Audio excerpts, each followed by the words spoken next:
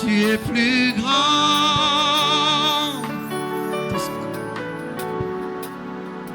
tellement grand que le monde du dictionnaire. Tu es plus grand que tout ce... Est-ce que tu peux le chanter?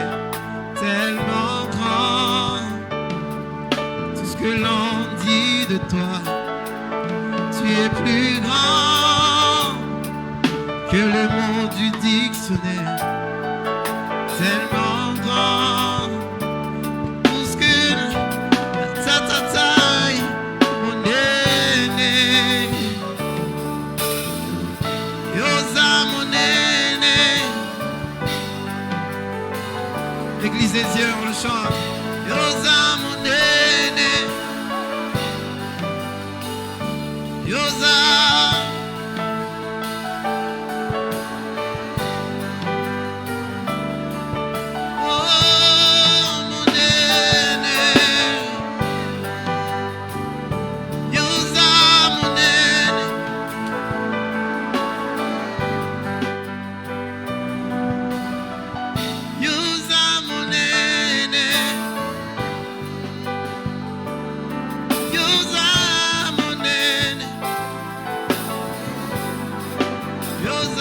Je veux t'entendre chanter.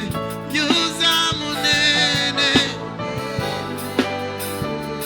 Yosa mon aîné.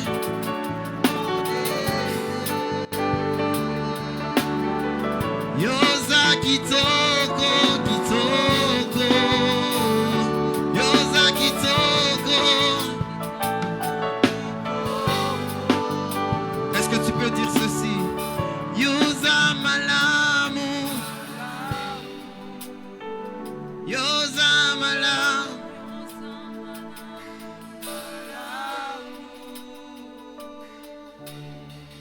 Yosa bolingo, bolingo. Yosa. Yosa bolingo, bolingo.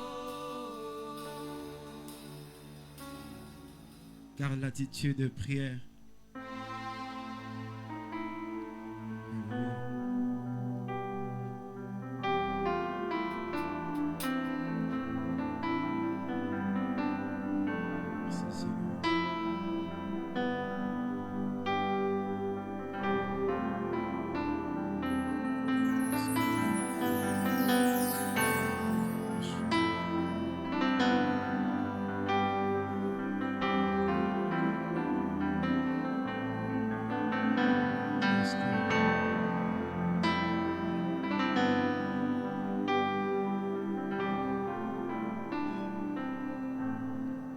Christ est ma seule fondation, le rocher de ma vie. Quand tout autour de moi est détruit, en lui est mon appui. J'ai mis ma foi en Jésus. Il ne m'abandonne pas. Sa parole est solide et sûre. Il ne me laisse jamais.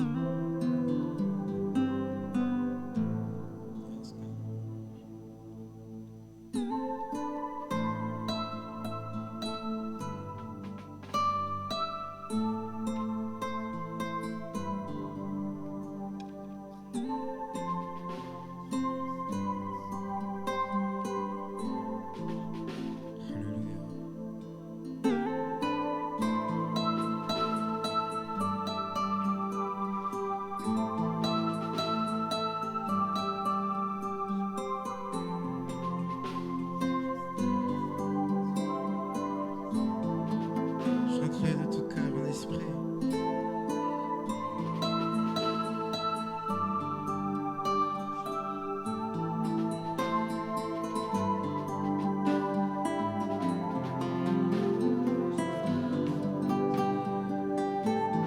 Je veux prier.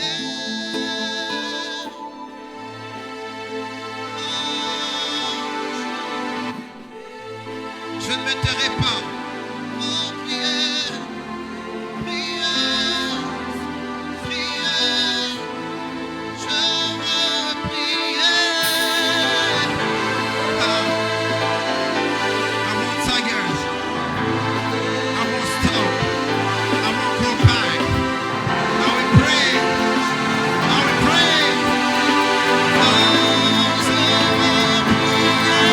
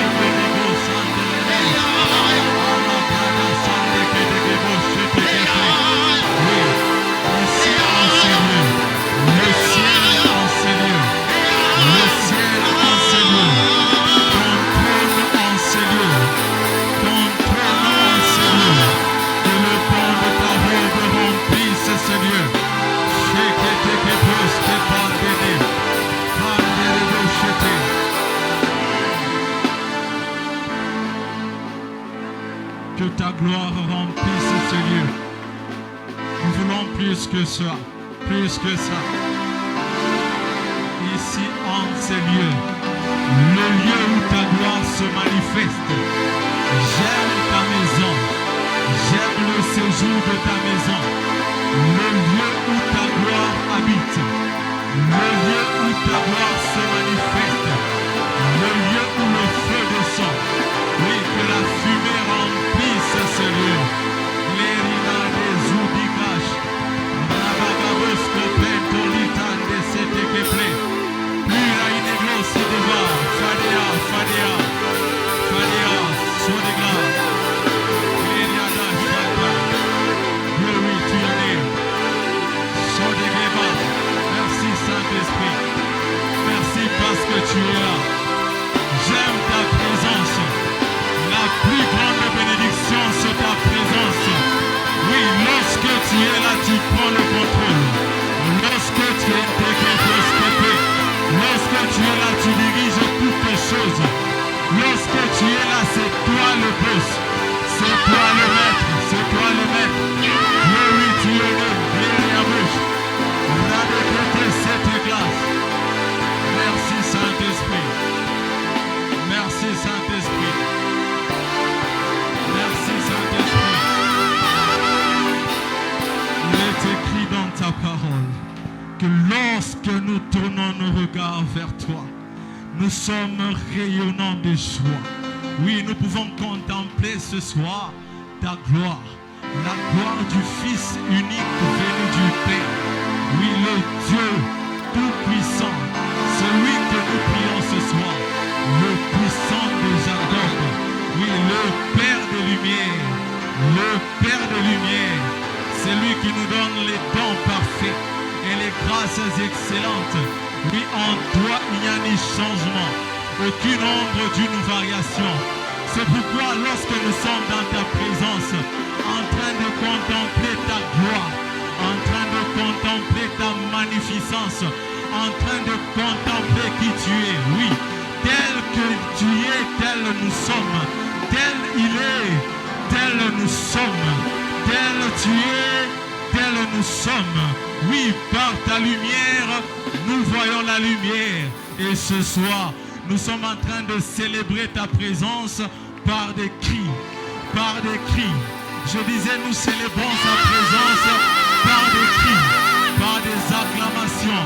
Oui, qu'il fasse son entrée dans ta vie, qu'il fasse son entrée dans ta maison, qu'il fasse son entrée ce soir. Oui, qu'il t'introduise dans une nouvelle saison, une saison de gloire, une saison d'honneur, une saison de puissance, une saison d'éclat. Oui, de la poussière, il relève le pauvre, du fumier, il retire l'indigent, afin de leur faire asseoir avec les grands, et il leur donne en partage le trône. Que Dieu t'accorde un trône ce soir.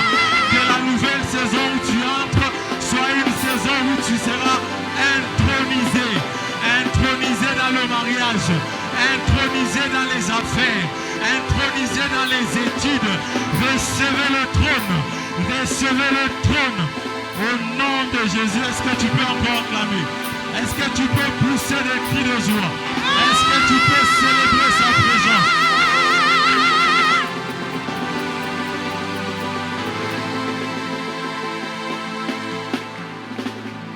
Glory, glory. Merci Saint-Esprit.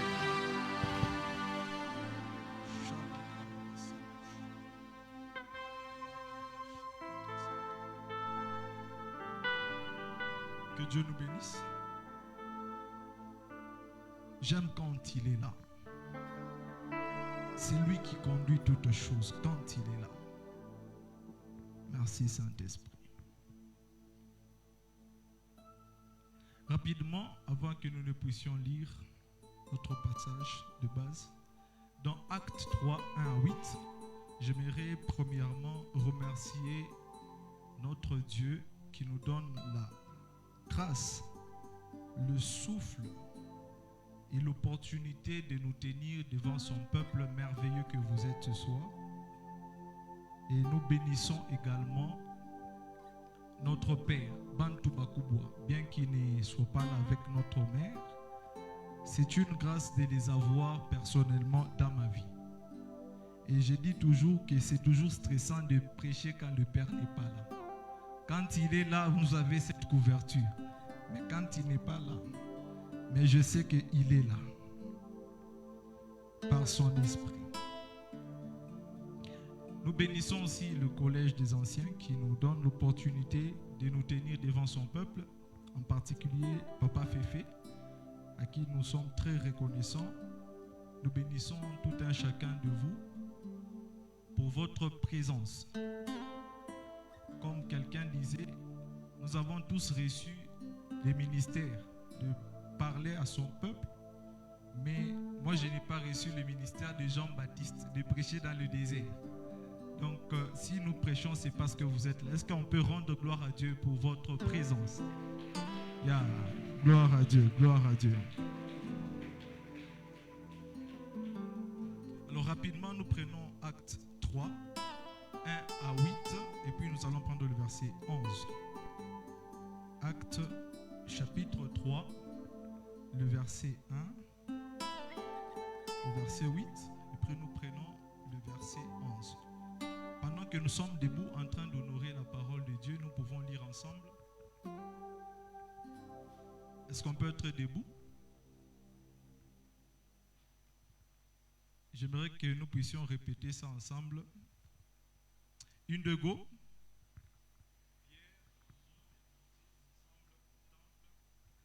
À l'heure de la prière.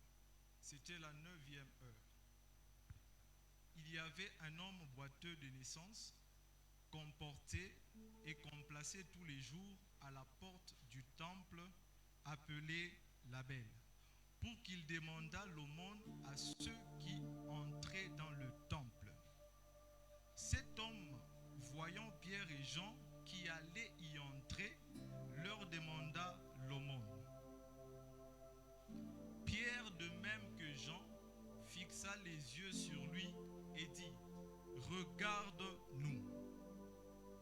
Et il les regardait attentivement, s'attendant à recevoir d'eux quelque chose. Alors Pierre lui dit: je n'ai ni argent ni or, mais ce que j'ai, je te le donne. Au nom de Jésus-Christ de Nazareth, lève-toi et marche. Et le prenant par la main droite, il le fit lever. Au même instant, ses pieds et ses chevilles devinrent fermes. D'un saut, il fut debout et se mit à marcher. Il entra avec eux dans le temple, marchant, sautant et louant Dieu. Verset 11. Comme il ne quittait pas Pierre et Jean, tout le peuple étonné accourut vers eux au portique dit de Salomon. Que Dieu nous bénisse, on peut se rasseoir. Nous allons prier. Éternel Dieu des armées, merci pour cette opportunité.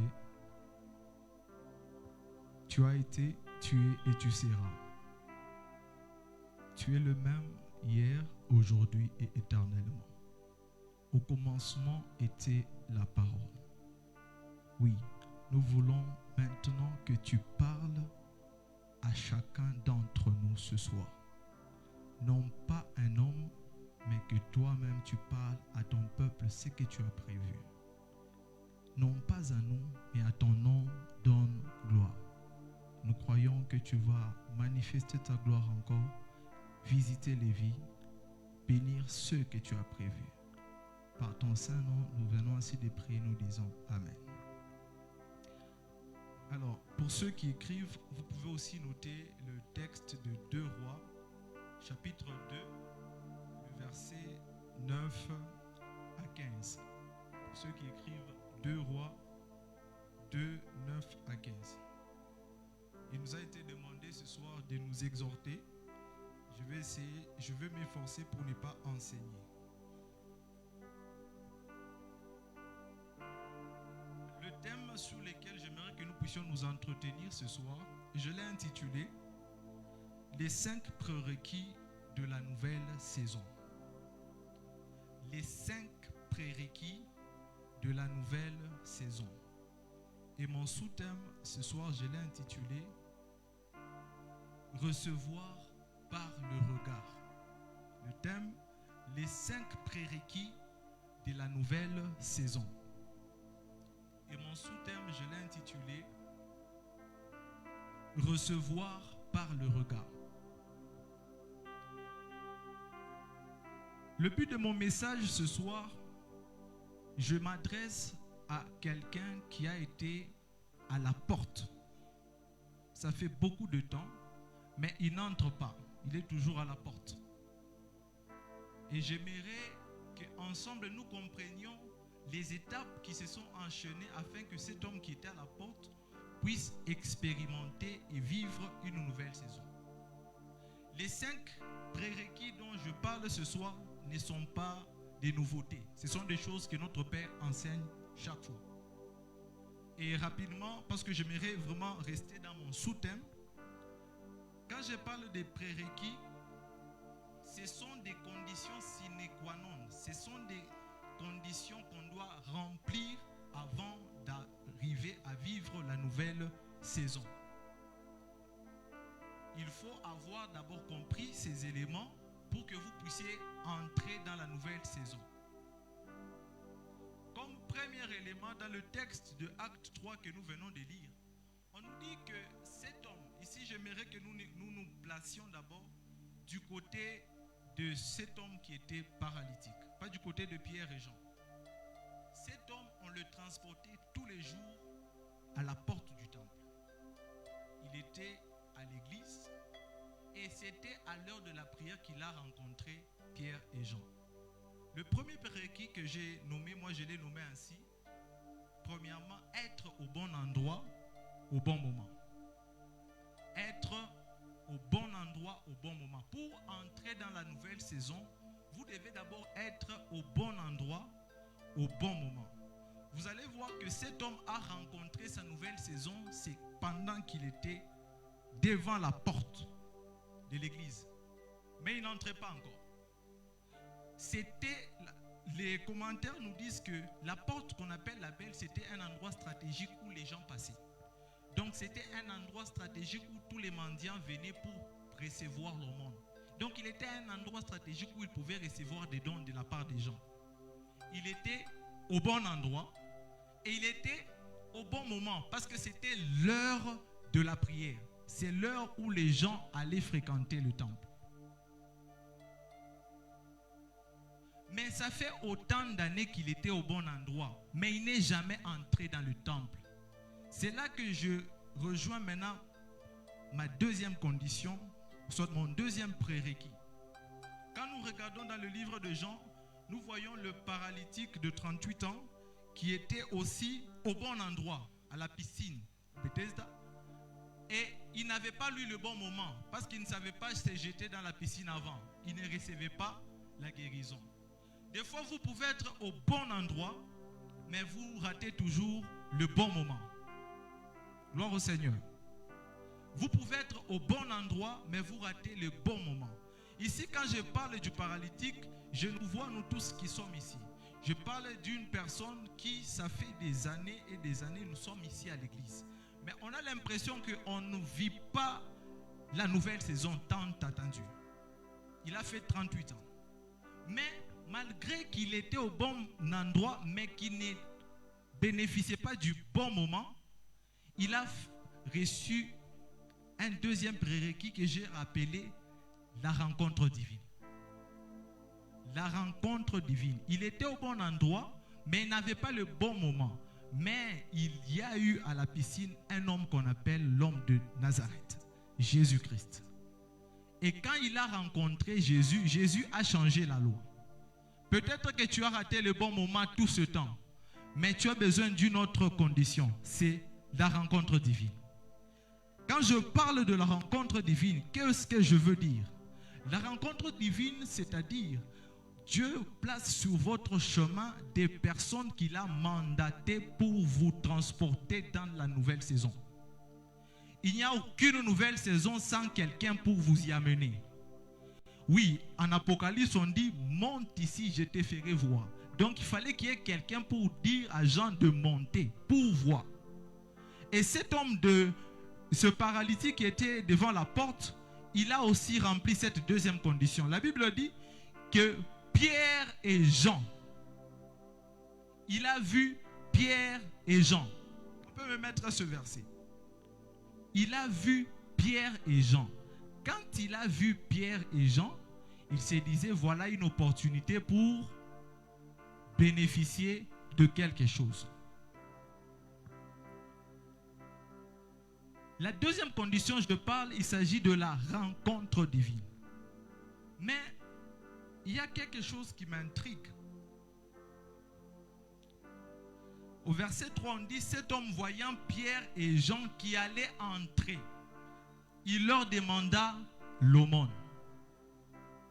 Ici, quand je parle de la rencontre divine, il s'agit des personnes qui ont une onction, un mandat spécial. Et ici, nous sommes à notre good place. Et nous sommes à notre good time. C'est un moment de la prière où nous sommes. Mais est-ce que nous avons la possibilité, la conscience de nous dire que nous sommes face à des gens qui sont mandatés, que Dieu a placés devant nous pour nous introduire dans une nouvelle saison? Ici, Pierre et Jean, j'aimerais les représenter par notre Père. Oui, à son époque, c'était Pierre et Jean. Mais nous, actuellement, nous avons quelqu'un qui a été mandaté, qui a reçu l'onction pour nous introduire. C'est notre Père. On peut être au bon endroit, au bon moment. Mais tant que vous êtes là, vous passez. Il a vu beaucoup de gens passer qui lui ont donné le monde. Mais il fallait que ce jour-là, il rencontre Pierre et Jean. Et notre Pierre et Jean ici, c'est notre Père. La personne que Dieu a mandatée pour nous introduire dans une nouvelle saison. Mais regardez maintenant ce que nous faisons comme erreur. Chaque fois que nous sommes devant Pierre et Jean, nous voyons Pierre pour demander l'aumône, les miettes. Et c'est malheureux quand nous venons à l'église, nous attendons toujours, quand nous allons voir le Père, nous voulons toujours demander d'abord l'argent, les choses matérielles, alors qu'il est toute une entité spirituelle. Ne confondons pas les gens qui ont été oints par Dieu comme les politiciens qui jettent l'argent. Je dis que c'est bien malheureux de voir un homme de Dieu, notre Père, et nous nous contentons juste de l'argent qu'il peut nous donner. Il a plus que l'argent. C'est là que je vais rapidement toucher à la troisième condition. Il a fait une rencontre divine, mais il n'a pas reconnu que c'était une rencontre divine. Combien de fois nous sommes ici à l'église, mais nous ne reconnaissons pas que nous sommes devant une personne qui a été mandatée. La Bible dit, voyant Pierre et Jean. Il a vu Pierre et Jean. Le verset suivant me plaît. Pas seulement lui a vu Pierre et Jean, mais on dit quoi? Pierre, de même que Jean, fixa les yeux sur lui. Et dit quoi? Regarde-nous. Est-ce qu'en ville, quand vous trouvez les gens qui sont en train de demander l'argent, est-ce que pour leur donner, vous leur demandez de vous fixer? C'est là où moi j'aimerais qu'on s'attelle. Regarde-nous. Amen, amen. Je pense que c'est à partir d'ici qu'il y a mon sous-thème. J'ai dit recevoir par le regard. Je n'ai pas entendu quelqu'un dire amen. Recevoir par le regard. Il dit regarde-nous. Mais il y a une chose. Pierre, comment tu lui demandes de te regarder, mais alors qu'il vous a déjà vu? Verset 3, on dit voyant Pierre. Il a déjà vu Pierre et Jean. Mais Pierre lui demande encore regarde-nous. C'est qu'il y a une différence entre regarder et voir. Il y a une différence entre regarder et voir. Qu'est-ce que le dictionnaire me dit? Voir, c'est un acte par lequel on perçoit des choses. Voir, c'est un acte passif. C'est-à-dire, pendant que je suis en train de vous parler, vous voyez même les écrits qui sont derrière moi. Pendant que je suis en train de vous parler, vous voyez celui qui joue au piano. Donc vous voyez tout ce qui se passe là. Mais est-ce que vous me regardez? Pierre savait cela. Mais regardez, c'est un acte actif par lequel on impose une intention de fixer les yeux pour capter quelque chose. C'est-à-dire, regarder, il ne suffit pas juste de poser les yeux pour voir. On voit beaucoup de choses. Par exemple, ici, je suis en train de voir beaucoup. Mais est-ce que je vous regarde? Et Pierre dit, regarde-nous. Sa guérison n'a pas commencé d'abord quand on a dit, lève-toi. Pierre a compris ça. Il a dit, regarde-nous. Recevoir par le regard. Qu'est-ce que je comprends par regarde-nous? Regarder, c'est fixer avec intention pour voir au-delà de ce qu'on voit. Permettez la tautologie. Fixer avec une intention particulière ses yeux pour percevoir au-delà de ce que nos yeux voient. Donc, quand on parle du regard, il y a aussi ce qu'on appelle la connexion.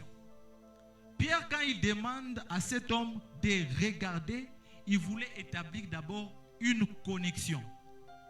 Qu'est-ce que Hébreux 12, 2 nous dit? Fixant les regards sur Jésus qui est le consommateur de notre foi. Quand il dit fixer, c'est-à-dire votre attention tout entière est tournée vers Jésus. Ici, Pierre avait besoin que ce paralytique, toute son attention soit tournée vers eux. Mais est-ce que quand nous venons à l'église, quel est le regard que nous avons du Père? Nous le voyons des fois comme quelqu'un qui va nous donner le monde. C'est pourquoi nous n'entrons pas dans la nouvelle saison. Mais ici, j'aimerais ce soir que nous puissions le regarder. Recevoir par le regard. Recevoir la nouvelle saison par le regard. Ces conditions que je suis en train de donner, ce sont des conditions qui nous permettent, premièrement, de vivre la nouvelle saison, d'y entrer et de nous y maintenir. Pour nous maintenir, c'est là où j'ai parlé du verset 11, où quand il a découvert quelle était la nature de Pierre, il n'a plus quitté Pierre. Nous quittons l'église, nous quittons l'homme de Dieu, c'est parce que nous ne connaissons pas qui il est.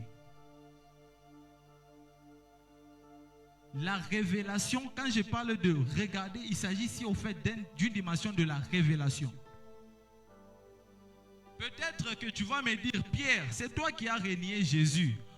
Mais Pierre lui dit, regarde-nous. Tu peux dire peut-être que Pierre, c'est toi qui as renié Jésus, tu as fui, tu es rentré à la pêche. Pierre a dit, regarde-nous.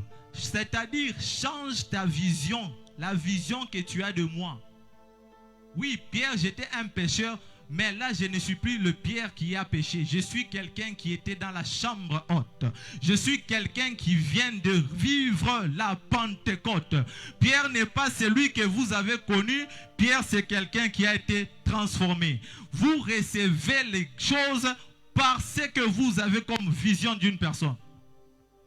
Ah, ça me rappelle l'histoire de quelqu'un dans 2 Rois. Dans 2 Rois 2, 1 à 8. Qu'est-ce qui se passe? Élisée est en train de marcher avec Élie. Mais la première fois que Élie voit Élisée, qu'est-ce qu'Élie fait? Il lui jette le manteau. Et Élisée lui, je dois aller dire au revoir, dit, souviens-toi de ce que je t'ai fait. Mais il avait déjà reçu l'onction, non? Mais qu'est-ce qui se passe?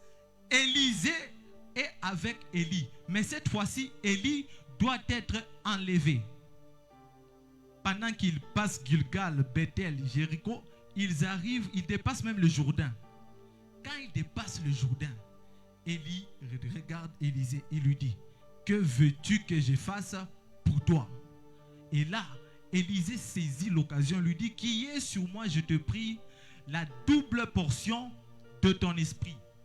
Qu'est-ce que Élie lui dit? Tu demandes une chose difficile, mais pas impossible. Mais regardez quelle est la condition qu'il lui donne. Dans 2 Rois 2, je pense verset 8, 9. Il lui dit, si tu me vois, il lui dit, si tu me vois pendant que je serai en train d'être enlevé au-dessus de toi, cela te sera accordé. Mais ici, il lui dit, si tu me vois.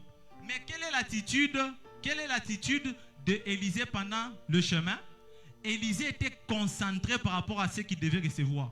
Les fils des prophètes disent à Élisée, ne sais-tu pas que ton maître te sera levé de dessus toi? Élisée dit quoi? Taisez-vous, je le sais.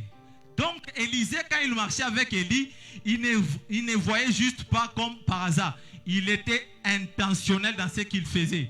Il savait qu'il devait recevoir quelque chose. Et la condition, c'était de voir. Mais ce que j'aime, quand Élisée voit, qu'est-ce qu'Élisée a vu? Qu'est-ce qu'Élisée a vu quand Élie devait être enlevé? La Bible dit que des chars et des chevaux de feu les ont séparés. Élie et Élisée, ils ont été séparés par des chars. Nous sommes dans 2 Rois, 2, 11 à 12. On dit qu'ils ont été séparés par des chars et des chevaux en feu. Élisée a vu quelque chose. Élisée a vu autour d'Élie les chars et les chevaux. La vision d'Élisée a changé sur Élie. Et pendant que Élisée a vu Élie monter, Élie a fait tomber le manteau, il l'a pris. Mais qu'est-ce qui me plaît? Le verset suivant, vous allez voir les mêmes personnes qui étaient en train de tenter Élisée pour voir s'il était focus par rapport à ce qu'il devait recevoir. Ils ont commencé à dire quoi? Il y a sur lui l'esprit d'Élie. J'annonce à quelqu'un, quand tu regardes l'homme de Dieu avec une intention de recevoir pas l'aumône, mais de recevoir la guérison, de recevoir le mariage, de recevoir la promotion, de recevoir le manteau, je te rassure, les gens qui t'ont posé la question, tu fais quoi à l'église, diront eux-mêmes qu'il y a sur toi quelque chose de nouveau. Recevez par ce que vous regardez, recevez par la vue, recevez par votre intention de recevoir. Est-ce qu'on peut rendre gloire à Dieu? Alors, ici, nous comprenons une chose. Élisée a reçu ce qui était sur Élie. Et qu'est-ce qu'il crie au verset 12? Mon père, char d'Israël et toute sa cavalerie. L'ensemble des chevaux qui entouraient Élie. Mais qu'est-ce que nous voyons? Le même Élisée a vu Élie monter. Mais est-ce qu'on nous a dit là où les chars et les chevaux sont partis? Non. Mais il a vu ça. La même chose que Élisée a vu, ça l'a affecté. J'aimerais dire à quelqu'un, ce que tu vois peut t'affecter. Ce que tu regardes peut t'appartenir. Regardez le chapitre 6, toujours dans 2 Rois. La Bible me dit que pendant que les Syriens viennent attaquer Élisée, ils descendent vers Élisée. Son serviteur vient lui dire quoi? Nous sommes assiégés par les chars et les chevaux. Élisée n'écoute même pas ce qu'il est en train de lui dire. Élisée dit, ceux qui sont avec nous sont plus nombreux que ceux que tu vois. Parce que son serviteur voyait avec les yeux physiques. J'aimerais ce soir que quelqu'un entre dans la dimension spirituelle où tu ne vois pas avec tes yeux, mais tu regardes pour voir dans le spirituel. Tu regardes pour voir au-delà de ce que tes yeux peuvent percevoir. Il lui dit quoi? Éternel, ouvre ses yeux afin qu'il voie. Et lorsque Dieu a ouvert les yeux du serviteur, la Bible dit quoi? Il a vu la montagne où ils étaient. Il y avait des chars de feu et des chevaux. Ça représente une onction. Ça représente l'onction. Le manteau. Ça représente ce qu'Élie a laissé. Les chars et les chevaux ne sont pas partis avec Élie. Est-ce que quelqu'un avait vu ça? Les fils des prophètes n'ont pas vu ça. Mais celui qui a vu ça était entouré de ça. La Bible dit que Élisée était environné de chars et de chevaux. Est-ce que vous croyez que notre Père, il y a autour de lui toute une ceinture angélique, toute une onction qu'il transporte? Que Dieu ouvre les yeux de quelqu'un. Mais ce qui me choque, c'est que moi je croyais que les chars s'arrêtaient par là. Mais lorsque les Syriens encore viennent assiéger Israël et Samarie, nous sommes au chapitre 7. Qu'est-ce qui se passe? Qu'est-ce qui se passe au chapitre 7? La Bible me dit que les Syriens ont pris la fuite. Pourquoi? Parce que Dieu a fait entendre dans leur camp les bruits des chars et des chevaux. Quel bruit des chars et des chevaux? Les chevaux qui étaient sur Élie, les chevaux que Élisée a reçus. Et la preuve, c'est que quand vous montez encore au chapitre 12, nous voyons Élisée mourant. Élisée mourant. Élisée, pendant qu'il est en train de mourir, il est en présence du roi Joas. Comment est-ce que Élisée a appelé Élie? Élisée a dit quoi? Mon père, char d'Israël et toute sa cavalerie.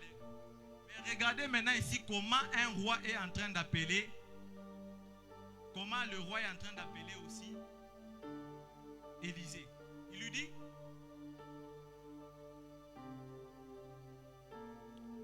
chapitre 13, verset 14. Il lui dit, mon père, char d'Israël et toute sa cavalerie. Cette appellation était pour Élie. Mais puisqu'il a vu, il a reçu. Que Dieu t'ouvre les yeux pour que tu vois ce qui est sur notre Père et que tu reçoives. Ce que tu vois va t'affecter. Je disais que ce que tu vois va t'affecter. Et ce qui peut t'affecter peut devenir à toi. Oui, je suis en train de parler de ce paralytique qui est devant la porte. Pierre lui dit, regarde-nous. Pourquoi Pierre lui demande de le regarder? Parce que ce n'est pas seulement le Pierre qui pêchait les poissons. Cette fois-ci, c'est un autre Pierre. Quand est-ce que je parle de regarder? C'est-à-dire, c'est avoir la révélation sur un homme de Dieu. Avoir la révélation sur le lieu où nous nous trouvons. Oui, qu'est-ce que Jésus dit dans Matthieu 16? Quand il dit, que dites-vous que je suis? Pierre, prenant la parole, dit quoi? Tu es le Fils de Dieu. Et Jésus lui dit quoi? Ce n'est ni la chair, ni les sangs qui te l'ont révélé, mais c'est mon Père. Et il lui dit ensuite, tu es Pierre. 16, 19, tu es Pierre. Sur cette pierre, je bâtirai mon église. Et il lui dit quoi? Je te donnerai les clés du royaume. Ce que tu lieras sur la terre sera lié où? Mais est-ce que là Pierre a reçu les clés? Ici je parle des clés. Quand est-ce que Pierre a reçu les clés? Parce que Jésus lui a promis. Pourquoi? Il a vu quelque chose que les autres n'ont pas vu. Ceux qui perçoivent dans notre Père la dimension spirituelle qu'il représente, l'entité céleste qu'il est sur cette terre, l'autorité spirituelle qui est dans cette ville, vous allez recevoir des choses. Vous allez recevoir les clés. Est-ce que vous croyez que notre Père a les clés de votre mariage? Il a les clés de votre promotion. N'allez pas demander l'aumône. Allez voir, allez les regarder. Regardez pour recevoir. Recevez par votre regard. Recevez par la révélation que Dieu va vous donner de l'homme de Dieu. Mais ce qui me choque, jusque-là, Pierre n'a pas encore reçu les clés. Jésus lui dit, je te donnerai. Donc il n'a pas encore les clés. Pourquoi? Parce que dans Apocalypse 3, 7, la Bible dit quoi? Voici ce que dit le Saint, le véritable. C'est lui qui a la clé de David. Jésus, il est celui qui avait la clé. Mais il a donné cette clé à qui? À Pierre. Comment Jésus a donné la clé à Pierre? Je suis dans Matthieu 17. Regardez ce qui se passe. Jésus prend ses disciples, Matthieu 17, 1 à 9. Il prend ses disciples, Pierre, Jean et Jacques. Il les amène où? À la montagne. Jésus n'a pas pris tout le monde. Cette fois, Jésus prend ses disciples qu'on appelle les fils de tonnerre. C'est-à-dire l'équipe avec laquelle Jésus intercède. Mais pourquoi Jésus les prend pas? C'est parce que Jésus veut leur faire quitter de la dimension où ils voient. Il veut les amener dans une dimension où ils vont regarder.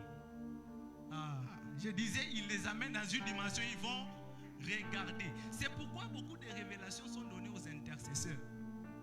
Si tu veux voir des choses, sois intercesseur. Je parle à un intercesseur de la famille. Que Dieu ouvre tes yeux. Dieu amène les gens à la transfiguration, c'est ceux qui prient. Que Dieu t'élève dans ta famille comme un intercesseur. Oui, les intercesseurs sont des gens qui ont la sensibilité spirituelle. C'est ceux à qui Dieu montre les choses. Oui, qu'est-ce qu'il fait pendant qu'il prend Pierre, Jacques et Jean à la montagne? Il se transfigure. La Bible me dit que son visage brillait comme le soleil. Qu'est-ce qu'ils ont vu? Ils ont vu Jésus dans sa dimension de gloire. Mais pendant qu'ils voient Jésus dans sa dimension de gloire, Jésus n'est plus seul. Jésus est avec Moïse et Élie. Pendant qu'ils sont à trois, ils entendent une voix. Mais qu'est-ce qui fait que Jésus n'a pris que 3 personnes? Et Jésus se présente devant eux comme avec 2 autres personnes, ils sont à 3. C'est là qu'il y a eu des transactions. Dans le monde spirituel, ce que Dieu te montre, tu peux le recevoir. Je disais que ce que Dieu te montre, tu peux le recevoir. Pourquoi certaines personnes, quand ils rêvent, ils disent que ça va se réaliser? Mais ici, j'amène une personne à entrer dans la dimension, pas seulement de voir, mais de fixer le regard. Nous fixons le regard sur Jésus, qui est l'auteur et le consommateur de notre foi. J'aimerais ce soir que tu reçoives ton mariage par le regard, que tu reçoives ta promotion par le regard, recevez par le regard, entrez dans la nouvelle saison par le regard. Je vous rassure, Pierre, il a reçu le royaume. Il a reçu les clés du royaume parce qu'il a vu Jésus dans sa dimension de gloire. Et Jésus leur dit quoi? Ne dites à personne ce qui s'est passé avant que je ne sois ressuscité. Ils avaient déjà vu. La résurrection n'était que le moment propice pour manifester ce qu'ils avaient déjà vu. Ah, je parle de Jean. Qu'est-ce que Jean a vu? Jean a reçu de Moïse. Ok. Jean a reçu de Moïse. Genèse 1, 1. Les livres de Genèse, les Pentateuques ont été écrits par Moïse. Genèse 1 nous dit quoi? Au commencement, Jean 1, 1.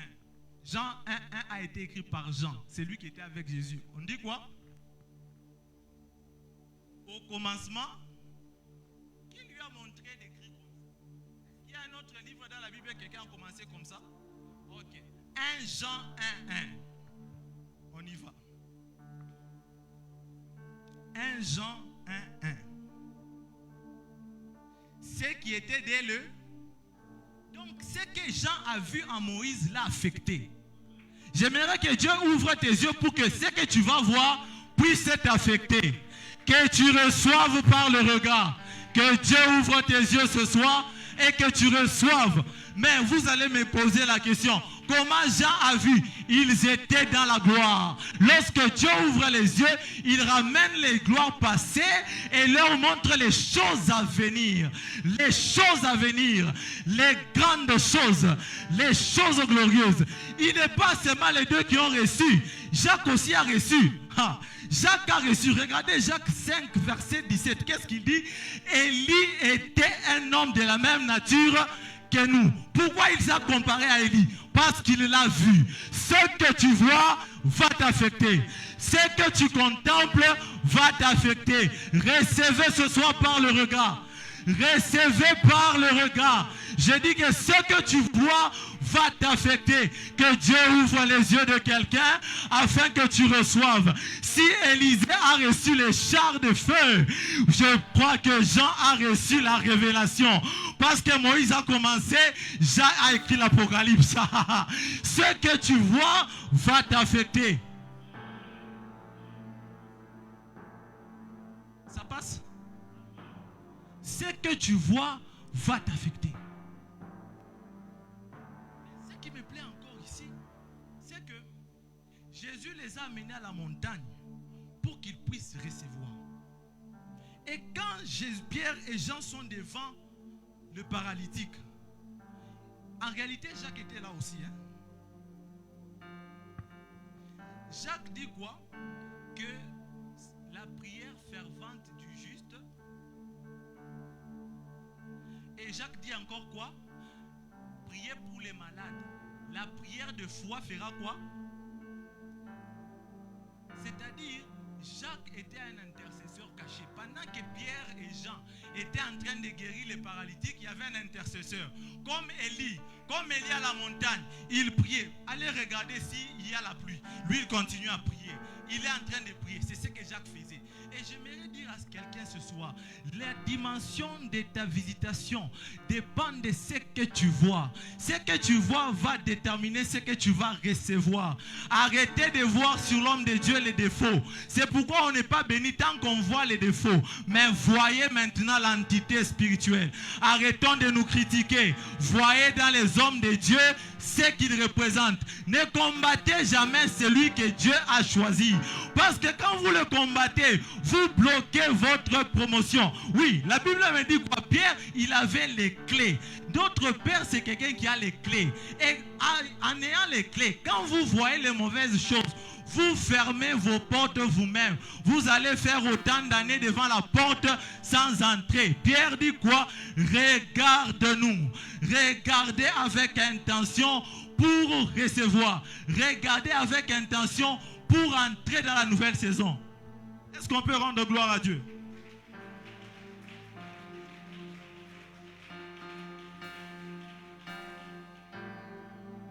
Alors, il y a quelque chose que j'aimerais aussi dire. Pourquoi il faudrait regarder pour recevoir? Celui qui regarde avec intention, il est concentré. Regarder, c'est oublier les distractions. Pendant que je suis en train de parler, vous allez voir peut-être une souris passer.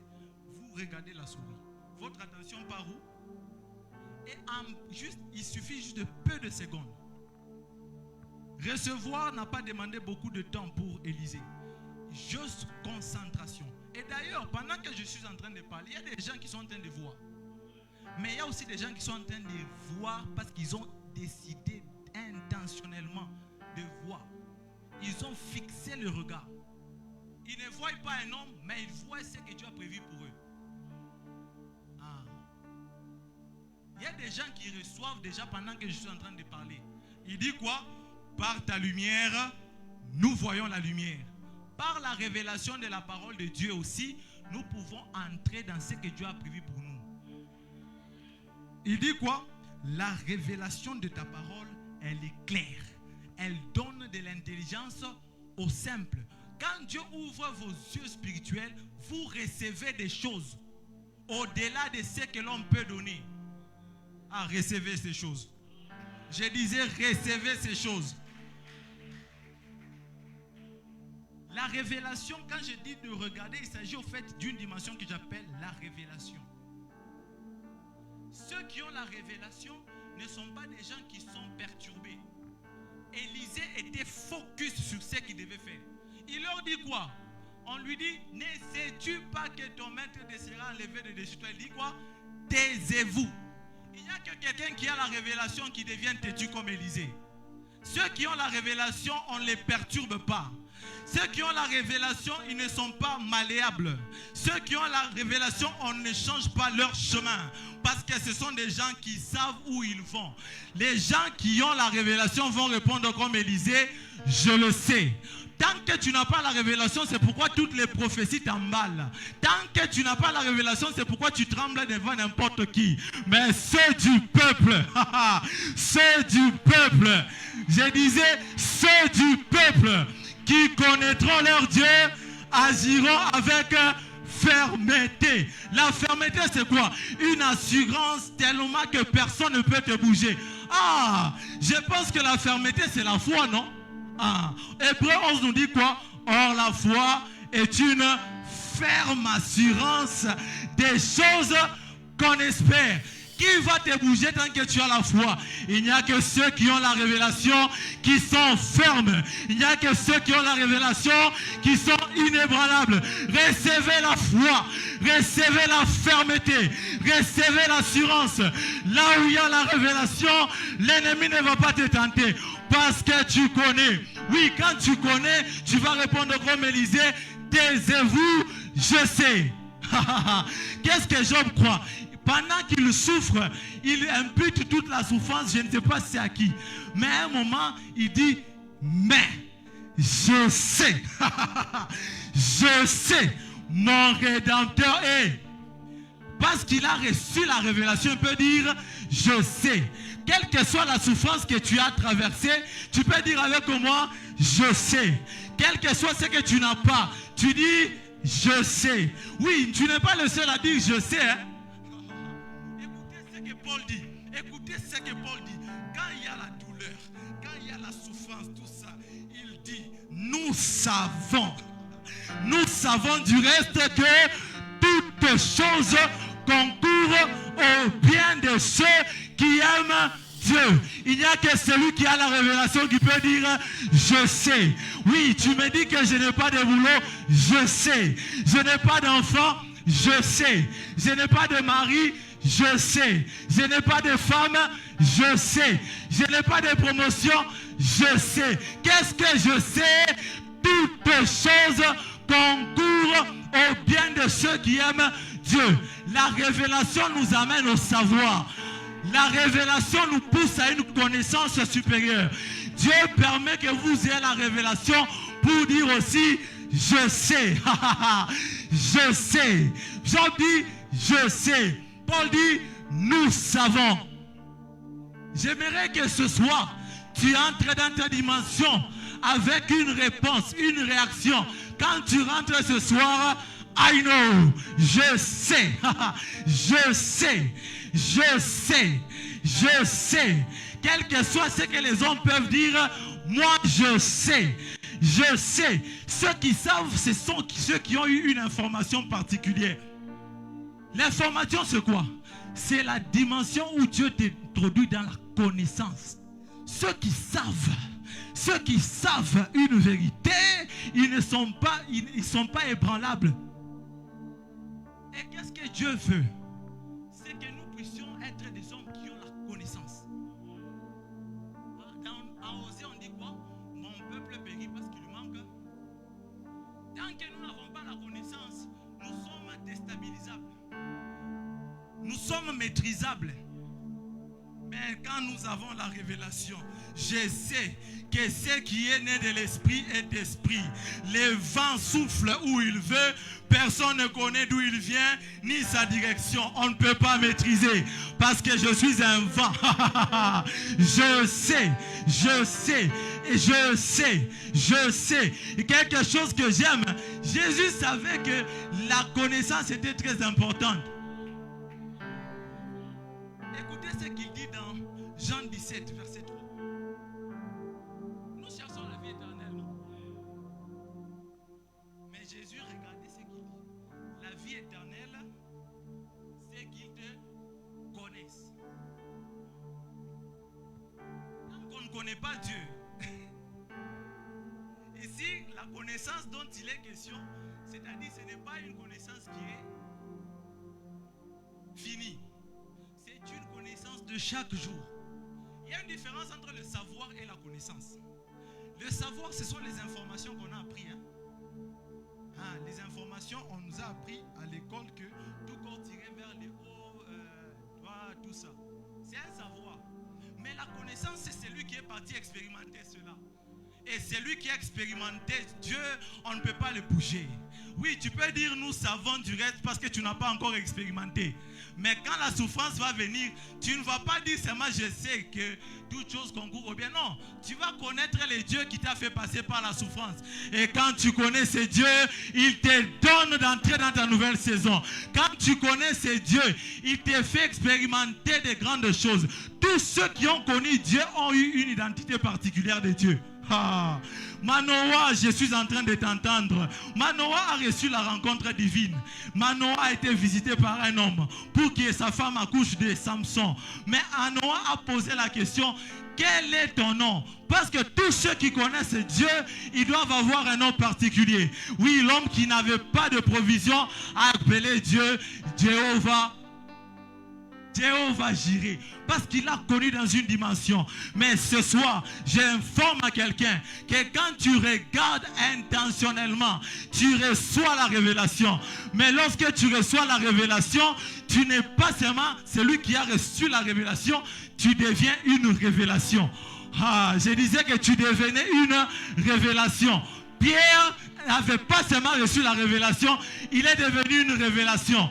Est-ce que tu peux ouvrir tes yeux pour voir le Père? Il est une révélation. Celui qui a une révélation doit se manifester. Celui qui est une révélation doit se manifester. Celui qui a une révélation doit la manifester. Celui qui est une révélation doit... Romains 8, 19 dit quoi? La création soupire avec un ardent désir pour la révélation des fils de Dieu. Tu ne te révèles pas parce que tu ne te connais pas. Moi, je prie ce soir que Dieu t'ouvre les yeux sur toi-même et que tu te révèles. La dimension nouvelle où tu entres, c'est pour te manifester. C'est pour te manifester. Longtemps tu as marché à côté d'Élisée. Longtemps tu as été à Gilgal. Longtemps tu as été à Bethel. Tu es passé à Jéricho. Mais lorsque tu as reçu les chars, tu te manifestes. Lorsque tes yeux se sont ouverts, tu te manifestes. Manifestez ce que Dieu a déposé en vous. Manifestez les grâces que Dieu a déposées en vous. Révélez les entreprises qui sont en vous. Ressortez les choses qui sont enfouies en vous. Ressortez ces choses par la révélation. Shakayaba. J'aimerais que quelqu'un ce soir se révolte avec moi. Tu vas demander ce soir que Dieu puisse te révéler aussi. Il n'y a que ceux, des fois, qui connaissent qui ils sont, qui savent aussi contempler qui il est. Dis-moi ce que tu dis d'un homme de Dieu, je te dirai qui tu es. Ceux qui se connaissent n'ont pas le temps de commencer à calomnier et faire ceci, cela. Non, ils sont en train de se révéler. Parce que la souffrance, les légères souffrances des temps présents ne sauront être comparées à la gloire à venir qui sera révélée pour qui? Pour nous. Les légères souffrances par lesquelles tu passes ne sauront être comparées par rapport à ce que Dieu a prévu pour toi. Et j'aimerais ce soir que nous puissions recevoir les choses par la révélation. Par la révélation. La révélation produit l'assurance. Quelqu'un qui connaît, il est sûr. Parce qu'il sait. Il sait. Entre celui qui sait et celui qui ne connaît pas, on connaît. On connaît. Il sait. Je sais. Je sais. Il n'y a pas de manifestation immédiate sans révélation au préalable. Tu ne peux pas te manifester tant que tu n'as pas encore connu. Ah, que Dieu nous révèle ce soir. Alors, est-ce qu'on peut être debout? J'aimerais rapidement dans les 5 minutes.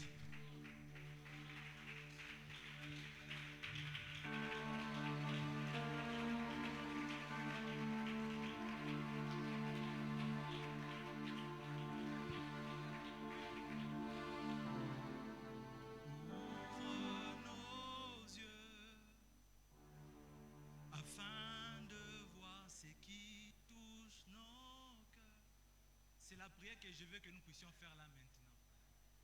Nous voulons que Dieu ouvre nos yeux. Juste cette prière. Je veux que nous prions que Dieu ouvre nos yeux. Qu'il ouvre nos yeux, les yeux de nos cœurs, afin de voir. Afin de voir. Je te rassure que ce que tu vois t'affecte. Ce que tu es en train de voir là maintenant est en train de t'affecter. Moi, je suis en train de voir des gens qui entrent dans une nouvelle saison. Je sais. J'entre dans une nouvelle saison. Je sais. Chaque élébos. Est-ce qu'on peut être debout? Dans les 5 minutes, on fait juste... Dans les 5 minutes, on fait juste cette chanson. Et tu pries que Dieu ouvre tes yeux afin que tu vois. Quand tu vois, tu reçois. Est-ce que tu peux lever ta voix? faire ensemble, tous ensemble, sous ce coussin musical. Est-ce qu'on peut être debout? On peut être debout. Ouvre